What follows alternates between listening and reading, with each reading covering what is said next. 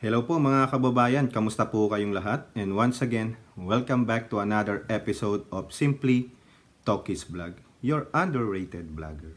So ang pag-uusapan natin mga kababayan ay ito pong nakakarimarim at nakakagulat na isang revelasyon at balita po dito sa SMNI News, no? Sa kanilang online, no? Alam niyo naman, itong SMNI, yung sa Suarasag, sinususpindi po ng NTC, no, sa pag-i-ere sa telebisyon at sa radyo. Pero pwede naman silang magbalita via online at sa kanilang mga social media accounts. However, ito po ang nakakagulat na balita dito. Itong December 22nd, 2023 na ulat po nila sa kanilang website, no? People's Defiance versus PBBM Administration, ibinabala ng isang dating taga-PMA. People's Defiance, no? So ibig sabihin, merong mga disgruntled group ng mga dating taga-PMA. So kung maalala nyo mga kababayan, no, iba-background natin bago natin basahin ang balitang ito at magbigay tayo ng opinion at reaction, no? Kung maalala nyo, noong November, nung nakaraang buwan, November 4, no? Maraming mga balita na dun sa ipinahayag ni AFP Chief of Staff, no, General Romeo Browner Jr., no? Dun sa isang occasion na kung saan siya po ay nagbigay ng kanyang talumpati at may nabanggit po siya. Unahin natin yung ABS-CBN News, November 4. No?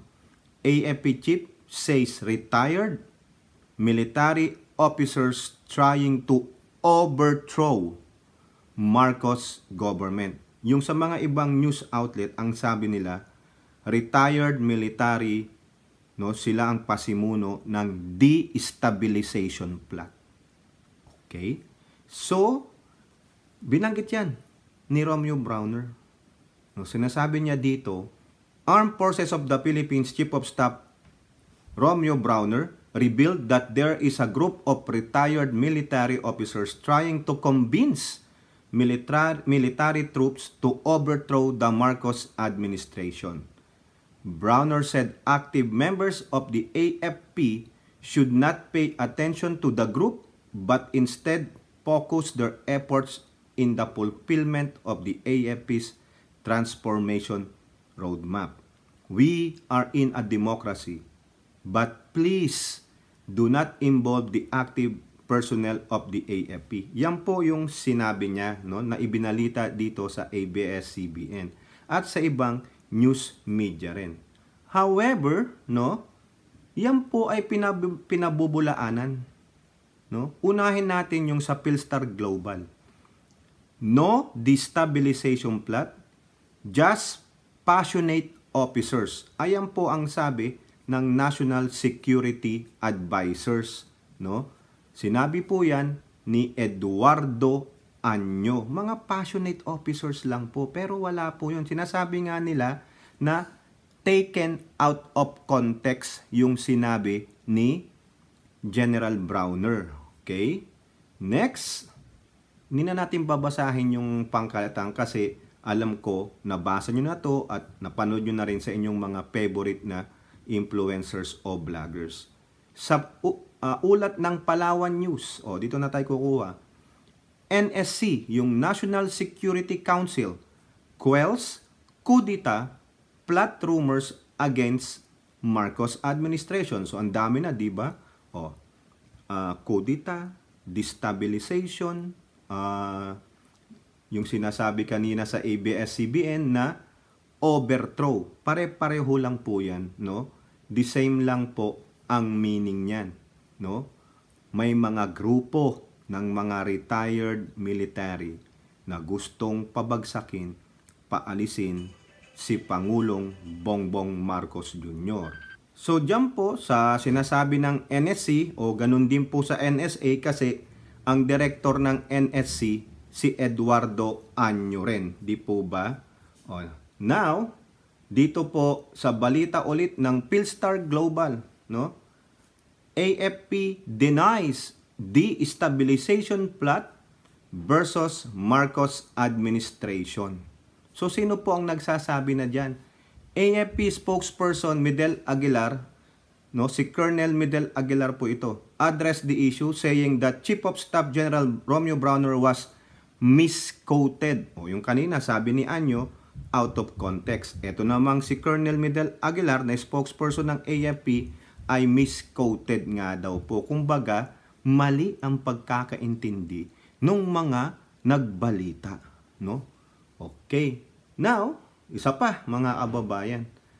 Dito naman sa Philippine News Agency, headline nila nung November 8, Solons, mga mambabatas na, to stabilization rumors, never heard of it. Yan, naki-chime in na po yung mga senator.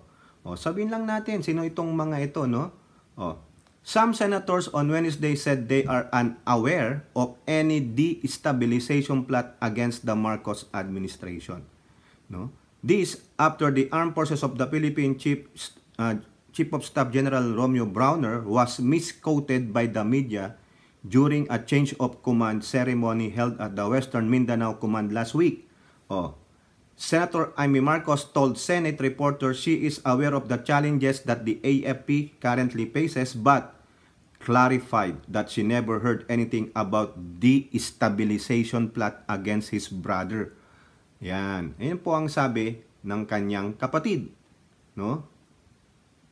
In an interview with the Kapihan sa Manila Bay, Senate Committee on National Defense, Security, Peace, and Reconciliation Chairperson Jingo Estrada said he still has talked to Browner and may consult retired generals about the issue. Maybe during the budget hearing, blah, blah, blah. So, yun po yung sinabi nila. Pati si Bato, no? Sinabi niya, they did not hear anything. Okay? So, yan po ang mga pinagsasabi nitong tatlong mga solons na ito. However, no? Sa akin pong opinion, mukhang may katotohanan yung sinasabi ni Browner. Kasi unang-una, AFP yan. May intelligence gathering. Siguro, no? Nagkamali si Browner. No? Pero, matitinik ang media eh. Pinabubulaanan lang nila pero siguro nadulas ang dila ni Browner. Kumbaga, yung sabi nating misquoted, pero may pinatatamaan po, pinahahagingan na itong mga grupo ng mga retired military personnel o mga PMAer pa daw sila, no? Kasi bakit? Yun po yung sa aking opinion, mga kababayan, ano? Ito po, mismong balita ng SMNI News, inuna natin ito, no? Yan, tignan nyo yung mukha nito, pati si Romeo Pokis, no? Sa mga previous vlog natin, dun sa kanyang social media account o yung Facebook account niya, sinasabi niya, meron pa siyang mga quote card, pag puno na ang salop, di ba? Dating tauhan ni Duterte yan, na-appoint sa BCDA o yung Bases Conversion Development Authority. Isa ring general yan. O eto, ha? People's Defiance versus PBBM Administration. Ibinabala ng isang dating taga-PMA. Biro nyo ha, versus PBBM Administration. Kumbaga, may malaking pagkakasala ang Administrasyong Marcos. May malaking pagkukulang ang Marcos Administration. Di po ba? Binabantaan na nila ang Marcos Administration. Bakit sila nagbabanta? So ito yan. Binigyan lang tayo ng clue ni Browner kung baga nadulas siya. Pero totoo po, ito dahil bakit? Ha? Isang manifesto of support ang pinirmahan ng mga retiradong general ng Armed Forces of the Philippines. No? I think meron pong nag-vlog nito, no? At meron nga po tayong kakilalang vlogger na ipinid sa atin yung information. Hindi ko nga lang po ginamit. Pero, ito na po yun.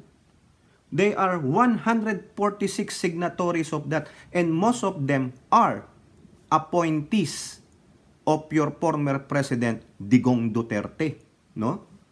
Kasama daw po dito ang AFP at ang Philippine National Police na produkto ng Philippine Military Academy. Nakakahiya po kayo. Nakakahiya po kayo kung produkto po kayo ng PMA. No? Unang-una, pinaaral kayo ng taong bayan. Libre po kayo. No? Correct me if I'm wrong. Libre kayo. Nagbayad ba kayo ng mga tuition ninyo?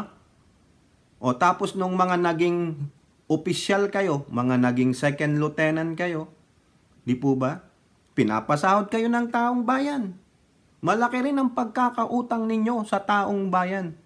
At kung sinasabi nyo ang freedom is not free, well, you chose that profession. You don't have to blame anybody. Di ba? Pinili nyo yung profession na yan na pagsilbihan ng bayan at ang taong bayan, then so be it. No? Kung meron kayong hindi nagugustuhan sa mga nagaganap ngayon, huwag nyong idadaan sa sinasabi nyong people's defiance. Kasi sawang-sawa na po ang tao sa ganyan. Hindi uusad ang bansa sa katiwasayan, sa kapayapaan at sa kaunlaran kung palaging may ganito. Kung palaging may kudita, kung palaging may mga grupo na hindi sumasang-ayon. Okay lang na hindi kayo sumang-ayon sa gobyerno, pero huwag kayong maghikayat ng mga tao na lumaban sa gobyerno. Daanin natin sa demokratikong pamamaraan ng walang dahas. Daanin nyo sa dialogo. Mga PMAer kayo, sabi nga mga bright kayo. Kasi hindi po basta-basta ang mga tao o ang mga gustong mag-PMA ang nakakapasok dyan. Daraan kayo sa butas ng karayom. Unang-una, examine pa lang, selection process. Pangalawa, sa rigid training. Kaya kung kayo ay nakapasok ng PMA at kayo ay nakagraduate, elite po kayo. Hindi lang sa talino, kundi sa kakayahan. Di po ba? Kinabibiliban po kayo kasi kayong tagapagtanggol ng kalayaan at kapayapaan. Pero nasaan ang kapayapaan kung magkakaroon kayo, magtatawag kayo ng people's defiance? Sawang-sawa na po ang tao. Kung pwede, ayusin nyo yan sa tamang pamamaraan. Ang tanong, dito sa tinatawag nyong manifesto, na kanino ang loyalty ninyo? No? Kung pinapangalandakan yung PMAers kayo, ano ang mandato ng PMA? Di ba? Kung susundin natin yon, mga sundalo kayo, dapat di ba apolitical kayo? Wala kayong kinikilingan? Nasa gitna kayo? Neutral kayo? Pero dito sa manifesto ninyo, kung magmamanifesto kayo ng defiance, dapat hindi nyo sinasabing nasa Philippine Military Academy kayo, nasa PMP kayo, o whatever. Sa PMP, alam ko, meron ding academy yan. Philippine National Academy ng Police. Diba? Correct me if I'm wrong. Tama, mali. Kung gusto nyo lang maging defiant as simple citizen, huwag nyo nang idamay yung institusyon ng mga kasundaluhan at kapulisan. Kasi nakakahiya po. Hindi po lahat ng kasundaluhan at kapulisan ay umaayon sa inyo. Bakit mga kababayan? Sino lang ba ang gusto nilang protektahan? Are they protecting the interest of the people, the majority, and the country? Or a select group and few are they? Di po ba? Nilalaman ng manifesto ang matinding pagsuporta sa SMNI anchors. This is bullshit, mga kababayan. No? Sabi nga nung ating kasamaan sa isang mga live stream ng mga vloggers, no, na sinusundan natin. Sabi niya, what is the freaking problem, Mr. PMAers? O yun, sasabihin ko sa inyo. I cannot say yung the word na bastos eh. Kaya sinasabi na lang natin, base doon sa isa nating kaibigan na freaking. O, di po ba? Para naman hindi masakit na murahin kayo. Di po ba? Manifesto nyo, kayong mga PMAers, nakakahiya kayo. No? Hindi po yung PMAers na active, yung mga sinasabi nilang mga retiradong general ng AFP at kapulisan ng mga PMAers, nakakahiya po kayo. Dahil gumawa kayo ng manifesto na suporta lamang sa SMNI anchors, yung dalawang fake news peddlers, si Badoy at si Eric. Tama, mali? Sa inyong opinion, tama o mali yung manifesto nila? Naturingan yung pinagngangalandakan yung PMAers kayo, pero kayo ay pumapanig sa mga mali? Kayo ay nagmamanifesto para sa mga fake news peddler? Yan ba ang sabi ng majority ng tao? Gunggong pala kayo eh. Di po ba? Ang dalawa ay parte ng programang Laban Kasama ang Bayan na inilaan ng SMNI para sa information campaign kontra CPP, MPA, NDF. Oo, granting nandun na tayo. Ako din po. No? Nanonood ako niyang show ng dalawang fake news peddler na to nung di pa nagbibigay ng fake news si Eric. Ang nilalabanan natin dito, no? Yung audacity ni Eric na sabihin na siya lang ang tama. Na masyado siyang mapagmataas. Yung paglaban sa CPP, MPA, NDF, wala po akong problema dyan. Kasi gusto ko na rin magapi yan. Pero ang inalabanan natin dito ay yung pagmamalabis nila, pato nilang pagsira sa House of Representatives. Is that part of CPP, MPA, NDF? Kung totoo man yun, yung sinasabi nyo na may mga MPA grupo na na-infiltrate ang Kongreso, o bakit hindi kayo lumapit sa otoridad at imbestigahan yan? Di po ba?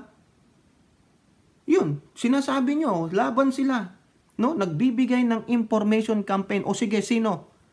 Yung sinasabi nyong Makabayang Block, sila Castro, Manuel at Brosas, at kung sino pa, o bakit hindi nyo yan dinulog sa otoridad para sila imbestigahan, no? At kung totoo ngang may tie-up sila sa makakaliwang grupo at mawala sila dyan. Pero lumabis po kayo eh. Lumabis. No? Hindi na po kontra CPP, MPA, NDF yung sinasabi ni Eric, kundi pagmamalign, the vicious attack against the Speaker of the House. Is the Speaker of the House a member o tie-up with the CPP, MPA, NDF? Di ba? Hindi. Ano yung sinasabi sa inyo mga retiradong general? Naintindihan nyo ba? Di ba? Ang sinabi ni Eric na may travel expenses ang speaker na 1.8 billion pesos. Napanood ko po yun. Tapos yung dalawa niyang kasama doon sinasabi na, ala, daming pang shopping yan. Di ba that's a very malicious without proper evidence? O tapos sasabihin niya doon sa hearing ng legislative franchise yung pinatawag siya, kung nagkamali man siya, nagkamali yung source niya, pero there is already a malicious intent. Nung sinasabing nasaan ng source mo, hindi nyo masabi? Meron bang source o wala? That's the audacity. That's the yung cockiness, no? Ni Eric. Tapos kayo, na mas malamang matalino pa kayo at maghusay kayo kaysa kay Eric, kinakampihan nyo yung gunggong na dati nyong kalaban, kuno? Hindi nga natin alam kung totoong kadre siya o mapagpanggap. O baka naman may kinalaman kayo dyan. Birihin nyo? Sinaniban nyo ang dating kalaban ninyo? Parang sinabi nyo, the enemy of my enemy is my friend? Ganon? Nakakaya kayong mga nagpirma dyan sa manifesto kung yun nga po yung 146, ano? Na yung iba doon ay appointee ni Digong. Diba? Lumabas ang manifesto matapos makulong sina Selit at Badoy sa kamera matapos ipakontempt. Oh, so what? Sinasabi nga ni Romeo Pocis na pag hindi daw nila nilabas itong dalawa, malamang may hindi magandang mangyayari sa House of Representatives. Doon pa lang nagbabanta na. Doon na lang meron ng pagmamalabis sa kanila bilang PMAyer. Ano, dadaanin nyo sa dahas? Lulusubin nyo yung Legislative Franchise Committee ni Gaston Bunting? Yung mga nandoon? Dapat ito, inaksyonan ito ng Kongreso eh. This is a threat to their lives, a threat to the House of Representatives. Itong mga to, yung manifesto na to, lalo na yung si Pocis, makikita nyo yung sinabi nyo, matapang eh. Matatapang ito. Ang tanong, bakit kayo'y buhay pa kung matapang kayo? Sa pagkakaalam ko po yung mga matatapang nandun na sa 6 feet below the ground. Dahil sa tapang, wala ng utak eh. Lusob na lang ng lusob eh. O ayun, Sa sobrang tapang. O ayan, ayun ang tanungin natin sa mga gunggong na itong mga PMAers na retired. Hindi po lahat ito ng Philippine Military Academy active or retired. Saludo po ako dun sa mga hindi sumali dito sa manifesto ng mga general na ito na baka nagtatanong lang, kayo ba ay pinakain ng pera ni Rodrigo Roa Duterte? Ito ba ang ibabalik ninyo? Bakit kumbaga nasuhulang kayo ni Duterte dahil tinaasan ang sahod ninyo? Ito ba yung balik nyo ng utang na loob sa mga Duterte at sa SMNI? Kayo dyan, na pumirma dito sa 146 Manifesto, naintindihan nyo ba yun? Tapos sasabihin nyo, People's Defiance? Huy, magtanong kayo. Baka hindi pa kayo maka 500. No? Diyan sa sinasabi nyong People's Defiance against the legitimate administration of Bongbong Marcos. No? Ikaw dyan, General Browner, nadulas ka na. Kaya wag mo nang paktakpan. Dapat ito, imbestigahan nyo ito. Kung pwede nyo itong patawag sa i-court martial ninyo, hindi ko po alam patakaran dyan, maski na retired na siya. Biruin nyo, kumukuda kayo ng pension ninyo, ng benefits ninyo, mga medicals ninyo, healthcare ninyo, sa gobyerno, taong bayan pa rin ang nagpapasahod sa inyo, tapos gagawa kayo ng ganito, People's Defiance, magkukudita kayo, destabilization plot kayo against the Marcos administration. Di ba? O sino ba itong gunggong na itong nasa larawan na ito? O sino ba to? Ha? Siya daw po si Captain Clemente Dado Enrique, retired Baron, PMA Class 83. No? Parang hindi ka kapitan. Yeah? Seryoso daw yon, hindi biro-biro. Wala akong pakialam. Di seryosohin nyo, totohanin nyo at nang magkaalaman. No?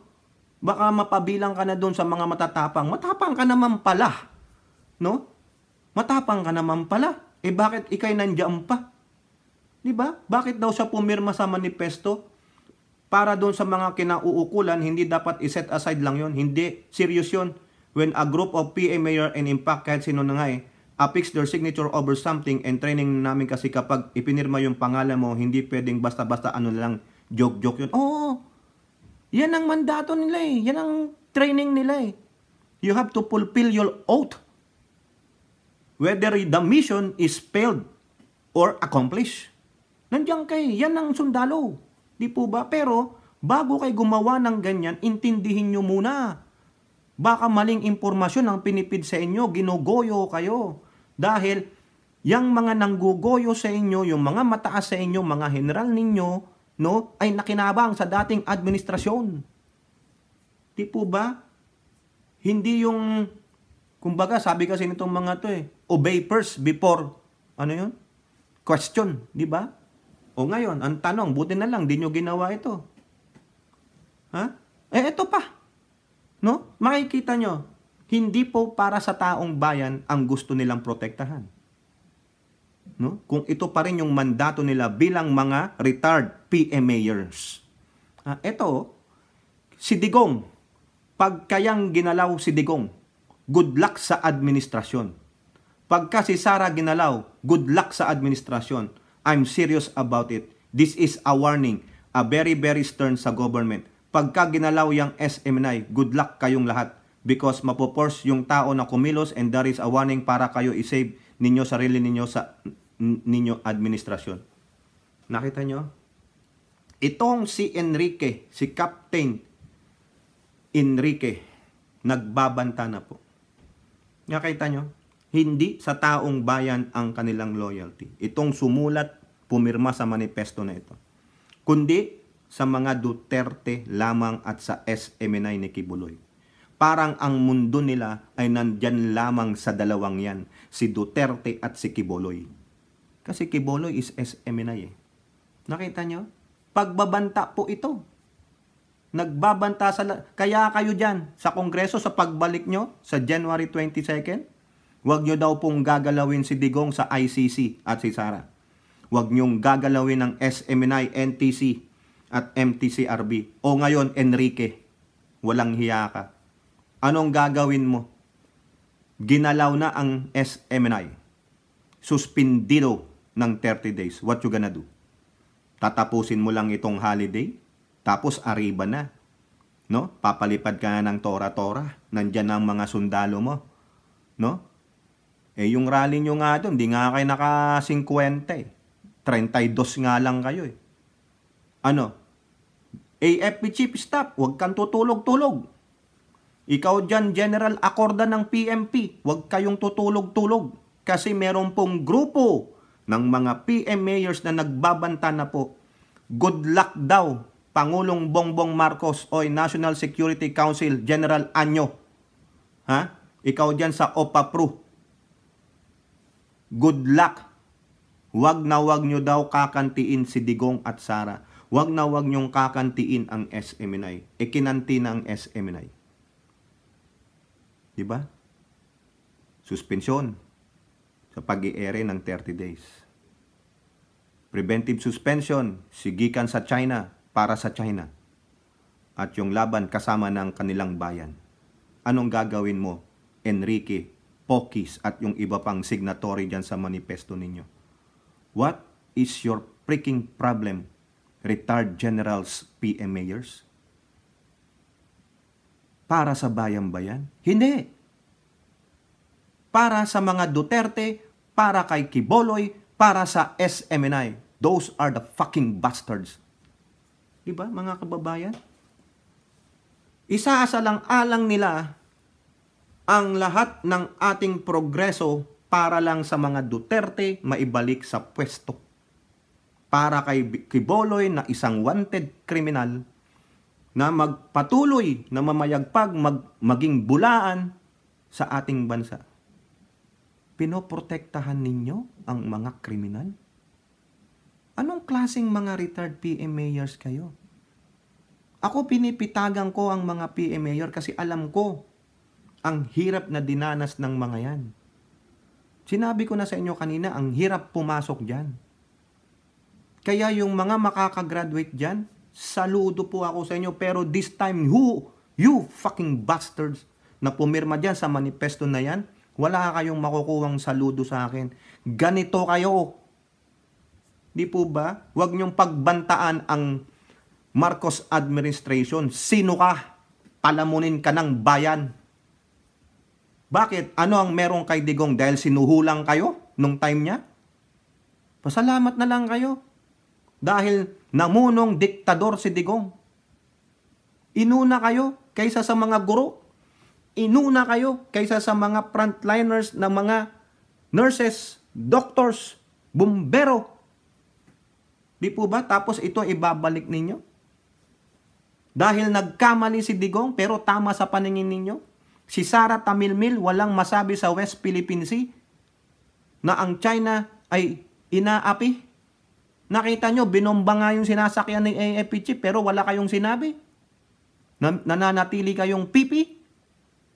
Pero pag si Digong, si Tamilmil, si Quiboloy o ang SMNI ang kakantain, nagbibigay kayo ng manifesto ninyo, mga gago pala kayo. Ito pang pagmamalaki ni Enrique, ako, kikwestiyonin yung destabilizer, hindi ganun yung sagot, gago. Dapat daw ang sagot, ano ang problema? O ano nga ang problema? Ano ang kasalanan namin? And then you communicate with the people who voted you, people who gave you the power, you are starting the people kung kini-question kayo ng tao. Teka muna, ano nga ang problema? Ano nakikita niyong problema? Kung may nakikita kayong problema sa bansa, therefore, hindi na ayos ni Digong ang problema. Kasi wala pang 2 taon ng presidente, isinasabi niyong ang daming problema? Ay, akala ko ba ang galing ni Digong? Di po ba? Akala ko ba ang gagaling ninyo? Ba't hanggang ngayon, nandiyan pa rin ang mga komunistang grupong MPA? Kaya huwag kayong magmalaki sa taong bayan. Unang-una, pasahurin kayo, palamunin kayo ng taong bayan, mga gunggong na pumirma dyan sa manifestong yan. Di po ba? Bakit hindi nyo hayaan na gawin ng bawat ahensya ng pamahalaan ang kanilang trabaho? Bakit kayo maggaganyan magmamanifesto ng suporta sa mga kriminal na ito? Sa mga fake news peddler na ito? Isa lang ibig sabihin yan. Mga diktador kayo. Wala kayong loyalty sa bansa, kundi ang loyalty nyo nasa sa isang pamilya, na kay Quiboloy, nasa SMNI. So therefore, dapat i-strip kayo ng inyong mga benefits at imbestigahan kayo ng mga otoridad. Kasi mga kababayan, kung ito, hahayaan lang ito, no? Dapat NSC, Advisor, Council, Eduardo Anyo, sir, imbestigahan mo ito. Ikaw dyan, NBI, imbestigahan nyo itong mga gunggong na ito. AFP Chief of Staff Browner, nadulas ka na. Imbestigahan mo ito. Ano ang powers mo sa mga retiree na ito? Mag-survey tayo. Gusto nyo bang lalong magulo ang bansa natin? Ano ang kasalanan ng Marcos administration? Ang Marcos administration binigay lahat ang gusto ninyo. Sinasabi pa nga, aalagaan ng AFP. They have given so much money to the AFP for the improvement. Di ba? Ano ang sabi ni Speaker? Mahalaga ang AFP, aalagaan natin sila. Pero ang loyalty nitong mga gunggong na ito na mga sinasabing retired generals and the officials of their PMAers, ang loyalty na kay Digong, na kay Sara, at nasa SMNI, kay Quiboloy. Gaano kaya kalaking salapi ang binusal sa mga bunganga ninyo? Mga hinayupak kayo. Di ba? So gusto nyo magkaroon ng defiance ang tao? Civil disobedience? Kasi turo ni Digong? Di ba? Kayo ang mga utak kriminal. Kayo ang mga gutom na gutom sa kapangyarihan. Di po ba? Imbis na suportahan ninyo ang gobyernong ito, hindi. You are cuddling the liars. You are cuddlers of fake news peddler. You are cuddlers of criminals. Yun po kayo. Kaya malamang, birds of the same feather flock together. Why? Because you guys are dictators. You are destabilizer. Kaya wag kang magmamalaki sa amin, Romeo Pokis at Enrique. Destabilizer kayo, wag ka nang magmalaki, gonggong. Bakit hindi nyo sabihin kung ano ang problema dito sa Marcos administration? At sasabihin namin sa inyo kung saan pa nagmula yung problema na yan. Hindi nga kayo nakapag-cite. Ilabas nyo yung manifesto ninyo. Ano yun? Manifesto of support lang naman pala. So what's the problem? No? Dahil sa HOR, nabulag kayo ni Digong, wala nga siyang maipakitang ebidensya about that HOR is a rotten institution. Na kung saan yung mismong anak niya na si Pulong Duterte ay nandun. So therefore, yung anak niya rotten din. Di ba? Inaakusahan ng graft and corruption ni Digong, kasama yung anak niya. Naintindihan niyo ba yun? Di ba? Wala nga siyang mailabas na ebidensya. Sinong mga congressman ang mga corrupt? Ang tinitira nyo ay yung speaker, pero wala kayong mailabas na ebidensya. Puro kayo open the books. The books is already on commission on audit. Mga gunggong. Diba? So therefore, kayo dyan na pumirma sa manifesto nito, kayong mga retired generals and officials ng AFP at PMP na mga PMAers, you have been blinded by Digong. Because what? Nakinabang malamang kayo sa kanya. Kaya panay ang depensa ninyo. Therefore, your loyalty is not for the country and for the people. Nandun lang sa Duterte at sa SMNI. You should have been stripped of your benefits, mga gunggong kayo. Sayang ang perang ibinibigay sa inyo. Di po ba? Tama mali, mga kababayan. Kaya dapat panawagan natin kay AFP Chief Browner, imbestigahan mo tong mga hinayupak na ito. Yan. Makikita nyo yung sinulat pa ni Poki sa kanyang FB account. Romeo Pokis, nandun po. Kung puno na daw ang salop. O ngayon, anong gagawin ninyo? Sinuspindi na ang SM. Anong gagawin mo?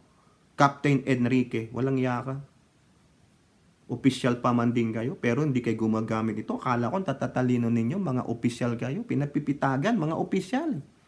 Second lieutenant, first lieutenant, diba? Captain, ano pa, major, lieutenant colonel, Colonel, full-fledged colonel yan ha. Major, Brigadier General, Major General, Lieutenant General, and then you reach your 4-star General. Tama, mali. Sa Army yan. No? Opisyal kayo. Bright and physically, ano kayo? Magagaling. Kasi nalagpasan nyo ang training nyo. At kung battle-tested kayo, dapat apolitical kayo. Whether na tumanggap kayo ng pera kay Digong, dahil pera po ng bayan yan, hindi galing kay Digong yan. Yung perang pinabigay sa inyong mga increase na mga hinayupak kayo, no? Pera ng taong bayan yan, hindi sa mismong bulsa ni Digong yan. Mga hinayupak kayo, tapos ginagawa ng Kongreso ang mandato nila because these two freaking idiots na si Badoy at si Celis ay nagmamalaki pa tungkol sa kanilang fake news. So, ibig sabihin, huwag mag-imbestiga, huwag gawin ng House of Representatives ang kanilang mandato, ang kanilang power. Tapos, haanihin mo ang PBBM administrasyon. Eh, kayo ang maghanda. Are you willing to give up your life for the Duterte and SMNI ni Quiboloy? Or are you willing to give your life for the defense of our country against threat of foreign or domestic enemies? Ang domestic enemy dito ay ang mga teroristang grupo in any form. May foreign threat ba tayo? So ngayon wala. Pero wala kayong masabi sa West Philippine Sea issues. Na mismong mga kabaro ninyo ang sinasalaula ng mga Chinese Coast Guard, ng mga Chinese Maritime Militia Vessels. Pero pagdating sa dalawang fake news peddler at sa isang wanted ng FBI, nagmanifesto pa kayo ng suporta, asan ang talino ninyo? Wala. Mga ampaw kayong mga retired generals. Sorry naman. Mga ampaw kayong opisyal, no? Ng mga PM mayors, mga retired. Pasensya naman po, no? Pero hindi po ito lahat ng Philippine Military Academy graduates. Majority of them doesn't sing the tune of this mga disgruntled, mga bulag, binulag ni Digong, binulag ni Sara. Di po ba? Pag puno na daw ang salop, anong problema nyo sa Marcos administration? Anong problema nyo sa HOR na nag-iimbestiga lang, ginagawa ang kapangyarihan, ang kanilang mandato? Di ba? O ngayon, ulitin ko. Suspendido SMNI, anong gagawin mo? Ha? Di po ba? Ano gagawin ninyo? Ayaw nyo daw ng junta-junta ninyo. O wala akong pakialam kung ano yung junta-junta, hunta-hunta ninyo. Di ba? Encouraging to take over the government. Eh, sawang-sawa naman na pala kayo eh. Eh, bakit kayo naghihikayat? Bakit kayo nagbabanta? Ha? Bakit may manifesto pa kayo? At ano yung sinasabi ni Pokis na pagpuno na ang salop? So, pagpuno na ang salop, i-overthrow nyo si PBBM. Ilalagay nyo si Sara. May magkakaalaman. Di po ba? Walang majority votes na sa mga gusto ninyo. Pa-survey kayo. Dahil yung gusto nyong iupo, no? Gusto nyo revolutionary government, ipapalit nyo na naman si Digong. Gusto nyo si Digong para lalo kayong magkamal-kamal ng kwarta, kayong mga hinayupa kayo. Di po ba? Tama mali mga kababayan. O di kaya si Sara na sobrang maka-China? Diba? So, ibig sabihin, maka-China pala kayo. Maka-komunista pala kayo. Gusto nyo ng communist form of government? Tapos, sinasabi nyo, CPP-MPA, diba? Communist Party of the Philippines, New People's Army, National Democratic Front. So, what's their difference? Pareho lang. So, therefore, ginagago nyo lang pala kami. Diba? Pero gising po ang taong bayan. Alam namin ang kakayahan ng mga sinasabi niyong Duterte, mapaglin lang. No? Tamil-mil. Pagdating sa West Philippine Sea, no? At sinasabi nga mga kababayan, may nagtatanong sa akin, Tokis, siguro itong sinasabi nilang ganitong mga issue, Nilalayo ang ating kaisipan sa West Philippine Sea. At maybe, ang China ang pumopondo sa mga ito para lalo tayong guluhin. Mawala ang atensyon natin sa West Philippine Sea. This is a pure yung pagkawala, no? Yung parang sinasabi, ibahin nyo ang issue. Ibaling nyo ang atensyon, no? This is a pure disinformation campaign para tayo, masway tayo doon, dito, sa issue na ito na HOR, SMNI. Sige, gawan natin ang issue para mawala ang isipan ng mga tao dito sa issue ng West Philippine Sea. Hoy, mga gunggong, hindi po kami ganun. Akala nyo, nandyan yung mga progressive group, nakabantay. Mas maingay ang mga yan, the likes of Risa Hontiveros. Nandyan ang kanyang grupong akbayan sa West Philippine Sea, nakabantay. At nandito rin po tayo, kasi meron din po tayong nakabantay dyan. Nagbibigay sa atin ng tamang impormasyon kung anong nagaganap dyan sa ating West Philippine Sea. No? Yun nga nagsasabi sa akin Tokis, siguro ito yung China ang nagpupondo dito sa mga stabilization field. Ang sabi ko na lang, maybe, hindi malayo yan. Kasi that's part of their disinformation campaign. Mamaya, sa next vlog natin mga kababayan, iaano natin yung China kasi may isang senador dyan na yun ang sinasabi niya. Sa aking opinion, ito, no? Sige. 'Di ba? Sinabi nila Manuel na meron ngang tie-up itong SMNI sa media dyan sa China. Sige, gamitin nyo tong SMNI. Magpakalap tayo ng disinformation, gamitin nyo kami para mawalang atensyon ng mga Pilipino dyan sa West Philippine Sea. 'Di ba? Para kami ang birahin ng birahin. Sige, pero magkano? Yon. Pero mga kababayan, hindi tayo titigil sa i-inform sa inyo about sa West Philippine Sea kasi hindi tayo kailangan pang matulog. Baka yung tulad nung nangyari nung 2016 election kay BBM, natulog lang tayo, pumikit tayo, paggising natin, si Lenlen na ang nanguna. Di ba pa ganun lang, like a tip in the night. Ganyan kumilos. Baka lang I'm not accusing of anything. Baka lang nagtatanong din ako. Baka tama yung sinasabi ng ating kaibigan. This is just a tactic of China, no? Funding the destabilization, the disinformation para doon tayo masway sa issue na ito. Kay Tamil Mill, si Tamil Mill nagpapagamit. Ganyan, sige, digong. Ikaw, sige. Kami nang bahala diyan sa bayan mo. Basta wag lang magising makita ng mga kapwa nyo Pilipino ang nangyayari dito sa West Philippine Sea. Kaboom, 'di ba? Ito. Binabalita natin pero mahalaga po ito. Kasi itong mga gunggong ng mga retiradong mga opisyal ng AFP at PMP na mga taga PMAers daw ay nagbubuo na para maging destabilizer. Tama si AFP Chief Browner. Nadulas po siya. So, no more twisting, General Browner. Totoo na to. Kaya ikaw, mamulat ka dyan, Pagalingan nyo ang inyong intelligence. Malamang pag ito nagkatotoo to, sa action, gibala naman lahat ang pinaghirapan na pagbangon sa kahirapan. Kayo po, mga kababayan, ano po inyong masasabi? Comment down below and don't forget to like and share. Hope to see you on our next videos. Bye-bye. God bless.